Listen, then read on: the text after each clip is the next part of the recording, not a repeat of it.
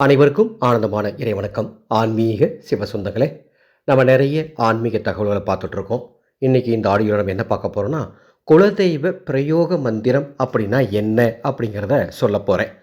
ஏன் இந்த பதிவை இன்றைக்கி கொடுக்குறேன் அப்படின்னா, வருகின்ற மார்ச் 3ஆம் தேதி 2026ஆம் ஆண்டு மார்ச் 3ஆம் தேதி சந்திர கிரகணம் நடைபெறும் நாளில் கிரகண நேரமான மாலை 5:30 மணிக்கு மேல் 6:57 மணிக்குள் நமது ஆனந்தொலி அறக்கட்டளையின் சார்பாக ஒரு வாட்ஸ்அப் குழுவின் மூலமாக குலதெய்வ பிரயோக மந்திர உபதேசம் வழங்கப்பட உள்ளது.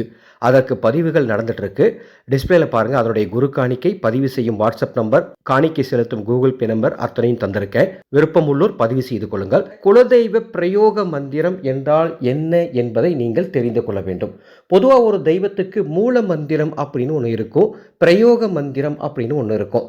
மூல மந்திரம் அப்படிங்கிறது ஒரு குறிப்பிட்ட தெய்வத்தினுடைய சக்தியையும் அருளையும் பெறுவதற்கு நாம் சொல்லக்கூடிய ஜெபம் செய்யக்கூடிய மந்திரம் தான் மூல மந்திரம்.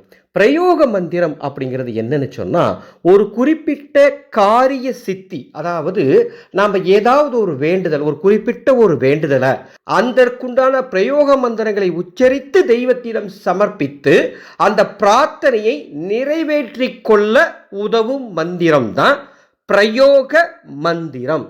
இது ரொம்ப சக்தி வாய்ந்தது. பலருக்கு இந்த பிரயோக மந்திரம் அப்படின்னா என்னன்னே தெரியாது. பொதுவாக மூல மந்திரம் அதை மட்டும் நம்ம தெரிஞ்சுக்கிறோம்.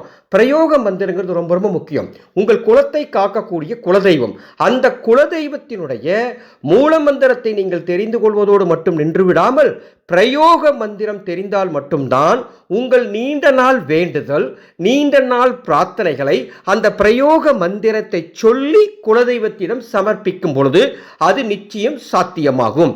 இந்த பிரயோக மந்திரத்தை உச்சரிக்கிறதுக்கு தனி முறை இருக்கு. இது எல்லாமே வருகின்ற சந்திர கிரகண நாளில், கிரகண நேரத்தில் உங்களுக்கு சொல்லித்தர போறேன். குலதெய்வ பிரயோக மந்திரம் என்பது உங்களது குறிப்பிட்ட பிரார்த்தனையை குலதெய்வத்திடம் சேர்க்கும் ஒரு கருவி என்பதை இந்த ஆடியோவின் மூலமாக உங்களுக்கு தெரிவித்துக் கொள்கின்றேன். வாருங்கள், கிரகண நாளில் கிரகண நேரத்தில் குலதெய்வ மந்திர பிரயோக உபதேசம் பெற. ஆனந்த மலரட்டும், ஆனந்த ஒளி பரவட்டும்.